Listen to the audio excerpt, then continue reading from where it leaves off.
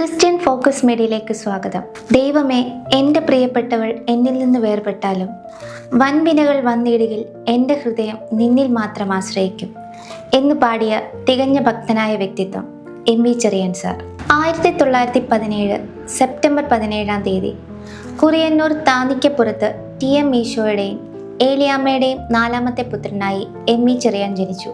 പൊടിയൻ എന്ന ഓമനപ്പേര് വിളിക്കുന്ന എം.വി. ചെറിയാനെ മാതാപിതാക്കൾ വളരെയധികം ലാളിച്ചു വളർത്തി. കാരണം ഈ ദമ്പതികൾക്ക് ജനിച്ച 3 ആൺകുട്ടികളും ഒന്നിനു പുറകെ ഒന്നായി മരണപ്പെട്ടിരുന്നു. എല്ലാ കുട്ടികൾക്കും ബാധിച്ച രോഗം ഒന്ന് തന്നെ. കുഞ്ഞിന്റെ രോഗസൗഖ്യത്തിനായി പിതാമഹൻ താന്നിക്കപ്പുറത്ത് മത്തായച്ചൻ കുഞ്ഞിനെ കയ്യിലേന്തി പ്രത്യേകം പ്രാർത്ഥിച്ച് കർത്താവിന്റെ വേലയ്ക്കായി സമർപ്പിച്ചു. ആ പ്രാർത്ഥന തൻ്റെ ജീവിതത്തിൽ ഒരു വഴിത്തിരിവായി മാറി. അങ്ങനെ തൻ്റെ 9ാം വയസ്സിൽ കുമ്പനാട് കുട്ടികൾക്കായി നടന്ന കൺവെൻഷനിൽ പങ്കെടുക്കുകയും ആ യോഗത്തിൽ യേശു ക്രിസ്തുവിനെ പരസ്യമായി സ്വന്തം രക്ഷിതാവും കർത്താവുമായി ഏറ്റുപറഞ്ഞ് രക്ഷിക്കപ്പെടുവാനിടയായി. ചെറിയാൻ സമർത്ഥനും അധ്യാപകരുടെ പ്രീതി സമ്പാദിച്ച വിദ്യാർത്ഥിയുമായിരുന്നു. 4ാം ക്ലാസ് പാസ്സായ ശേഷം 13ാം വയസ്സിൽ മലയാളം 7ാം ക്ലാസ് പബ്ലിക് പരീക്ഷ പാസ്സായി. തൻ്റെ 15ാമത്തെ വയസ്സിൽ മലയാളം ഹയർ പരീക്ഷ പാസ്സായി. കുറിയന്നൂരിൽ അന്ന് മലയാളം ഹയർ പരീക്ഷ പാസ്സായവരിൽ 2ാമത്തെ വ്യക്തിയായിരുന്നു അദ്ദേഹം. തുടർന്ന് കൊച്ചി സാർ എന്നറിയപ്പെട്ടിരുന്ന അദ്ദേഹം ടീച്ചേഴ്സ് ട്രെയിനിങ് പാസ്സായി സമർത്ഥനായ ഒരു അധ്യാപകനായി തീർന്നു. തന്നോടുകൂടെ പഠിച്ചിരുന്ന കുട്ടികൾ തന്നെയായിരുന്നു വിദ്യാർത്ഥികളും. ഈ സമയത്തും കർത്താവിന് വേണ്ടി പ്രവർത്തിക്കാനുള്ള വലിയ വാഞ്ച അദ്ദേഹത്തിനുണ്ടായിരുന്നു. തന്റെ 16ാം വയസ്സിൽ വിശ്വാസ സ്നാനം ഏൽക്കുവാനിടയായി. പിൽക്കാലത്ത് കുമ്പനാട് നോയൽ മെമ്മോറിയൽ സ്കൂളിൽ അധ്യാപകനായി സേവനമനുഷ്ഠിച്ചു. 1943 ഒക്ടോബർ 16 ജോലി രാജിവെച്ചു. പൂർണ്ണസമയവും കർത്താവിന്റെ വേലയ്ക്കായി വേർതിരിഞ്ഞ് ബ്രദറൻ സഭയിലെ ആദ്യ മിഷണറിയായി കേരളത്തിന് പുറത്ത് മധുരയിൽ പ്രവർത്തനങ്ങൾക്കായി കടന്നുപോയി. ബാലസംഘം എന്ന കുട്ടികളുടെ സംഘടനയ്ക്ക് തുടക്കമിട്ടു. 13 പുസ്തകങ്ങളും 300-ലധികം ഗാനങ്ങളും രചിക്കുവാനിടയായി. ക്രൈസ്തവ സാഹിത്യ അക്കാദമിയുടെ മഹാകവി കെ.വി. സെമൺ അവാർഡും നേടി. മധുരയിൽ താമസിച്ച് പ്രവർത്തിക്കുന്ന കാലം തന്റെ ഭാര്യയ്ക്ക് പ്രസവ സംബന്ധമായ അസുഖത്താൽ ഭാരപ്പെട്ടു. സാമ്പത്തികമായി വളരെ ബുദ്ധിമുട്ടുള്ള സമയമായിരുന്നതിനാൽ കയ്യിൽ അല്പം പോലും പണം എടുക്കാനില്ലായിരുന്നു. എന്നാൽ ഭാര്യയെ ആശുപത്രിയിൽ കൊണ്ടുപോയേ തീരും. ആ സമയത്ത് താൻ വളരെയധികം ഭാരപ്പെട്ട് തന്റെ വീടിന് പുറത്തിറങ്ങി നിന്നപ്പോൾ ഒരു മുസൽമാൻ കുതിരവണ്ടി ഓടിച്ചു വരുന്നത് കണ്ടു. അദ്ദേഹത്തോട് തന്റെ സത്യാവസ്ഥ മുഴുവൻ തുറന്നു പറഞ്ഞു. അങ്ങനെ ഭാര്യയെ ആശുപത്രിയിൽ കൊണ്ടുപോയി. ആശുപത്രിയിൽ എത്തിച്ച ശേഷം തന്റെ ഭാര്യയെ നേഴ്സുമാർ വന്ന് കൂട്ടിക്കൊണ്ടുപോയി. തന്നോട് മടങ്ങിപ്പോയിക്കൊള്ളുവാൻ അധികാരികൾ പറഞ്ഞു. ആ സമയം തന്റെ ഭാര്യ തിരിഞ്ഞൊന്ന് നോക്കി. ആ നോട്ടം അദ്ദേഹത്തിന്റെ മനസ്സിനെ വല്ലാതെ അലട്ടി. അതൊരു അന്ത്യയാത്ര പറച്ചിൽ പോലെ തോന്നി. ആ ചിന്തയിൽ ഏകാന്തനായി താൻ വീട്ടിലെത്തിയ ശേഷം തന്റെ മനസ്സിലേക്ക് ഓടി വന്ന വരികളാണ്: വൻവിനകൾ വന്നിടുകിൽ വലയുകില്ലെൻ ഹൃദയം. ദൈവമേ, എൻ്റെ പ്രിയപ്പെട്ടവൾ എന്നിൽ നിന്ന് വേർപെട്ടാലും വൻവിനകൾ വന്നിടുകിൽ എൻ്റെ ഹൃദയം നിന്നിൽ മാത്രം ആശ്രയിക്കുമെന്ന് തികഞ്ഞ ഭക്തനായി അദ്ദേഹം പാടി. സുവിശേഷ വേലയിൽ ചെറിയാൻ സാറിന് വളരെ തിക്ത അനുഭവങ്ങൾ ഉണ്ടായിട്ടുണ്ട്. ഒരിക്കൽ മധുരയിൽ വെച്ച് തൻ്റെ പ്രവർത്തനങ്ങളിൽ അസംതൃപ്തിയും കൊടിയ നിരാശയും ഉണ്ടായി.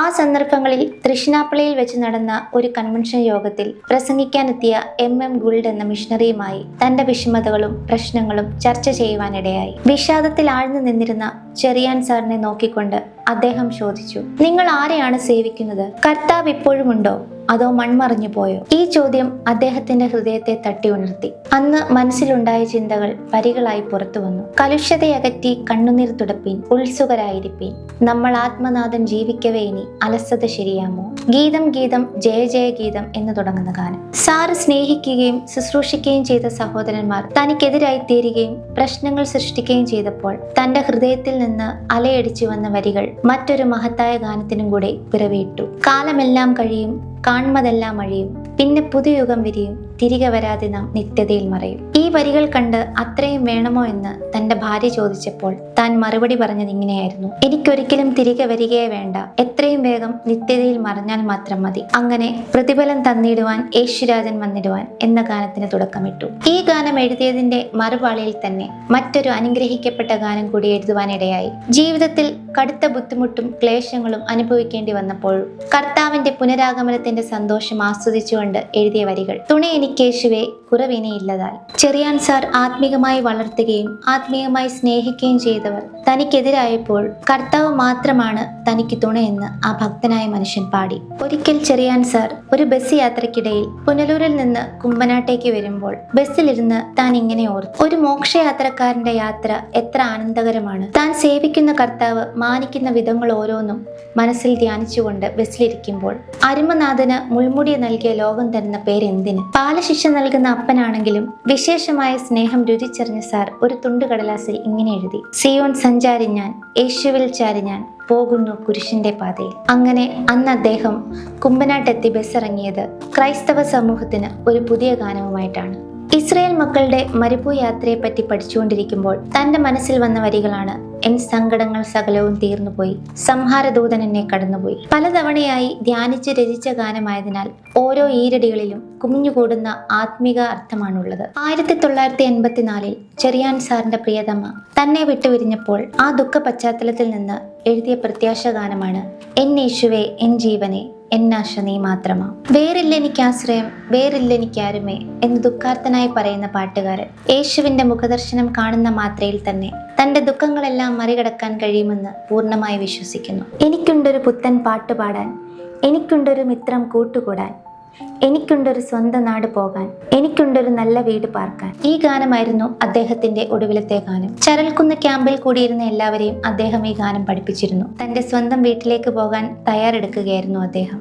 1993 ഒക്ടോബർ 2-ാം തീയതി ശനിയാഴ്ച 3 മണിയോടുകൂടി മധുരയിൽ നിന്നും ഏകദേശം 100 കിലോമീറ്റർ അകലെ മുതുകുളത്തൂരിൽ പ്രസംഗത്തിനായി കടന്നുപോയി. അവിടെ എത്തി പ്രസംഗക്കുറിപ്പുകളും ബൈബിളും ധ്യാനിക്കുന്നതിനിടയിൽ സാറിന് പെട്ടെന്ന് ഹൃദയാഘാതം നേരിട്ടു. പെട്ടെന്നുള്ള പരിശോധനയിൽ സാറിന്റെ നാഡിയിടിപ്പ് നിലച്ചു തുടങ്ങിയിരുന്നു. 3 മിനിറ്റിനുള്ളിൽ ജീവൻ പറന്നുയർന്നു. ആത്മീക പോർക്കളത്തിൽ പോരാടി മരിക്കുവാനുള്ള സാറിന്റെ ആഗ്രഹം അങ്ങനെ സഫലമായി. അവസാനമായി എഴുതിയ ഗാനത്തിലെ വരികൾ പോലെ തന്നെ സ്വന്തം നാട്ടിൽ നല്ല വീട്ടിൽ ഉറ്റമിത്രമായ യേശുവിനോടുകൂടി എന്നും പുത്തൻ പാട്ടുകൾ പാടി വാഴുവാൻ അദ്ദേഹം കടന്നുപോയി.